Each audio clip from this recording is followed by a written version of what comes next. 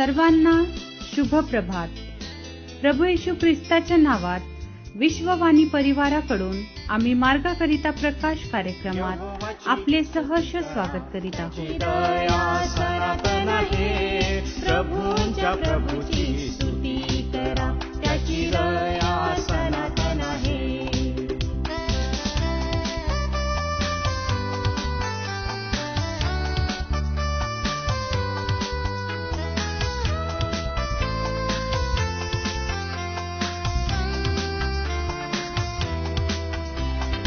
आजवर चालविले स्तुती करा, त्याची दया सनातन आहे. आजवर चालविले स्तुती करा, त्याची दया सनातन आहे. पुढेही चालविणार स्तुती करा, त्याची दया सनातन आहे. त्याची दया सनातन आहे. यहोवाची स्तुती करा, त्याची दया सनातन आहे. प्रभूंच्या प्रभूची स्तुती करा, त्याची दया सनातन आहे.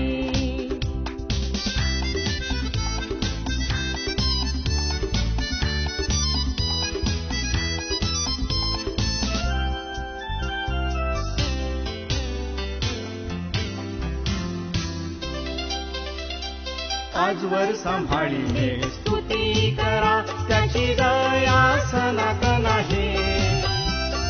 आजवर सांभाळिले स्तुती करा, त्याची दया सनातन आहे.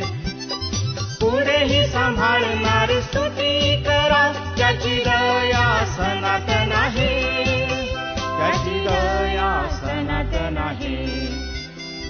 यहोवाची स्तुती करा, त्याची दया सनातन आहे.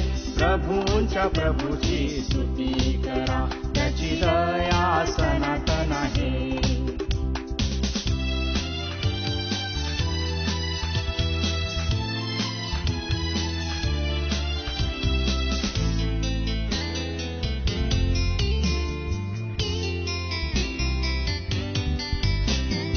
आजवर वाचविले स्तुती करा, त्याची दया सनातन आहे. आजवर वाचविले स्तुती करा, त्याची दया. आजच्या म्हणण्याकरिता देवाचे वचन मत्तेकृत शुभवर्तमान याचा 5वा अध्याय वचने 21 ते 26. मत्तेकृत शुभवर्तमान याचा 5वा अध्याय वचने 21 ते 26. राग व खून करू नको, आणि जो कोणी खून करील तो न्यायसभेच्या दंडास पात्र होईल, असे प्राचीन लोकांना सांगितले होते. हे तुम्ही ऐकले आहे. मी तर तुम्हास सांगतो, जो कोणी आपल्या भावावर उगाच रागवेल तो न्यायसभेच्या शिक्षेस पात्र होईल. जो कोणी आपल्या भावाला अरे वेडगळा असे म्हणेल तो वरिष्ठ सभेच्या शिक्षेस पात्र होईल. आणि जो कोणी त्याला अरे मूर्खा असे म्हणेल तो नरकाग्नीच्या शिक्षेस पात्र होईल. यास्तव तू आपले दान अर्पिण्यास वेदीजवळ आणीत असता आपल्या भावाच्या मनात आपल्या विरुद्ध काही आहे असे तुला स्मरण झाले, तर तेथेच वेदीपुढे आपले दान तसेच ठेव आणि निघून जा. प्रथम आपल्या भावाबरोबर समेट कर, मग येऊन आपले दान अर्पण कर. वाटेवर तुझा वादी तुझ्याबरोबर आहे तोच त्याच्याशी सलोखा कर. नाहीतर कदाचित वादी तुला न्यायाधीशांच्या हाती देईल, न्यायाधीश तुला शिपायांच्या हाती देईल, आणि तू तुरुंगात पडशील. मी तुला खचित सांगतो, दमडीनं दमडी फेडीपर्यंत तू त्यांच्यातून सुटणारच नाहीस.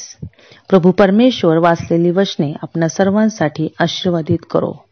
प्रिय श्रोते हो, येशू ख्रिस्ताच्या नावात सर्वात सलाम. आजच्या म्हणण्यासाठी निवडलेला शास्त्रभाग मत्तेकृत शुभवर्तमान याचा 5 अध्याय आणि 21 ते 26 ही वचने आपण वाचलेली आहेत. या ठिकाणी राग व खुनाविषयी आपण बघतो. जुन्या करारात आपण आज्ञाविषयी पाहतो, खून करू नको, चोरी करू नको आणि अनेक प्रकारच्या आज्ञा आपण बघतो. पण या ठिकाणी देवाचं वचन सांगतं की मी तर तुम्हाला सांगतो, जो कोणी आपल्या भावावर उगाच रागवेल तो न्यायसभेच्या शिक्षेस पात्र होईल. जो कोणी आपल्या भावाला अरे वेडगळा असे म्हणेल तो वरिष्ठ सभेच्या शिक्षेस पात्र होईल. आणि जो कोणी त्याला अरे मूर्ख असे म्हणेल तो नरक अग्नीच्या शिक्षेस पात्र होईल. 3 गोष्टी या ठिकाणी आम्ही बघतो. येशू ख्रिस्त सांगताय की प्राचीन लोकांनी सांगितलं होतं, अनेक आज्ञा आपण ऐकतो, पण या ठिकाणी परत एकदा येशू ख्रिस्त म्हणतो की जो कोणी आपल्या भावावर उगाच रागवेल तो न्यायसभेच्या शिक्षेस पात्र होईल. दुसरी गोष्ट, जो कोणी आपल्या भावाला वेडगळा असे म्हणेल, आणि तिसरी गोष्ट, जो कोणी आपल्या भावाला अरे मूर्ख असे म्हणेल. या ठिकाणी मी पाहतो की खून किंवा रागाविषयी आम्ही कुणालाही रागवू नये. देवाचं वचन सांगते की ज्या वेळेस, दुसरी गोष्ट आम्ही पाहतो की तू आपले दान अर्पण्यास वेदीजवळ आणीत असता, आपल्या भावाच्या मनात आपल्याविषयी जर काय असं तुला आठवण झाले, स्मरण झाले, तर ते तिथेच ठेवून निघून जा आणि प्रथम आपल्या भावासमोर समेट कर, मग येऊन आपले दान अर्पण कर. पुढे सांगतो की वाटेवर तुझा वादी तुझ्यासोबत आहे, तोच त्याच्याशी सलोखा कर.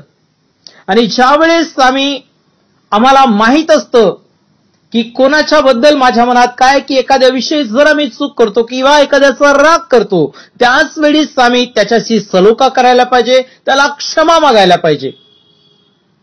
आणि म्हणून देवाचं वचन सांगते की जर आम्ही आमच्या मनात राग, द्वेष किंवा इतर गोष्टी जर धरून परमेश्वराकडे जातो, परमेश्वर आमची प्रार्थना स्वीकारत नाही, आमचं दान पण स्वीकारत नाही. आणि म्हणून या ठिकाणी सांगताय की खून करणे म्हणजे केवळ शारीरिक नाही, पण जर राग किंवा द्वेष देखील करणे तितकंच माझ्या प्रियानो आम्ही त्या शिक्षेच्या पात्र ठरतो. म्हणून ज्या वेळेस आम्हाला माहित आहे किंवा कळतं आपल्या हातून जर आम्ही काही करतो, त्याच वेळेस जर आपला वादी आपल्या बरोबर आहे तर त्याच्याशी आम्ही समेट करायला पाहिजे, त्याची क्षमा मागायला पाहिजे. तर परमेश्वर पिता तुम्हाला आणि मला देखील क्षमा करेल. पण जर आम्ही त्याच्याशी सलोखा करणार नाही, समेट करणार नाही, तर देवाचं वचन मी तुला खचित सांगतो, दमडी न दमडी फेडीपर्यंत तू त्याच्यातून सुटणारच नाही.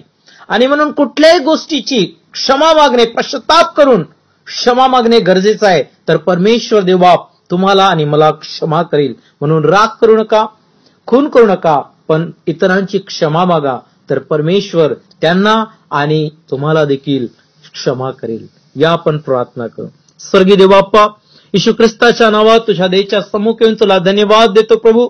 अनेकदा परमेश्वर बाप्पा आमच्या जीवनात आम्ही राग करतो, द्वेष करतो, आपल्या भावाला अनेक प्रकारे बोलतो, पण परमेश्वरा तुझ्या वचनात आज आम्ही ऐकलं की परमेश्वर बाप्पा त्याच्याकडे आम्ही क्षमा मागावी, त्याच्याशी आम्ही सलोखा करावं. परमेश्वर बाप्पा म्हणजे तू आम्हाला आमच्या अपराधाची क्षमा करणार. पवित्र देव आम्ही प्रार्थना करतोय, आज जेवढे तुझं वचन ऐकतायत प्रत्येकाने प्रभू परमेश्वर बाप्पा आपल्या अपराधाची क्षमा मागावी, आपल्या भावाशी समेट करावं, असा अनुग्रह तू कर बापा. धन्यवाद देतो तो असं करतायस. येशू ख्रिस्ताच्या नावात प्रार्थना मागतो, म्हणून तो ऐक. आमेन. करा त्याची दया सनातन आहे, प्रभूंच्या प्रभूची स्तुती करा, त्याची दया सनातन आहे.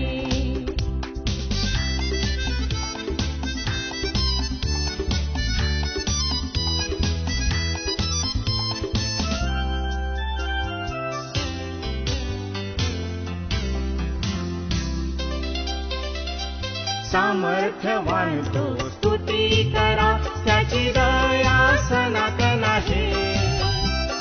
सामर्थ्यवान तो स्तुती करा, त्याची दया सनातन आहे.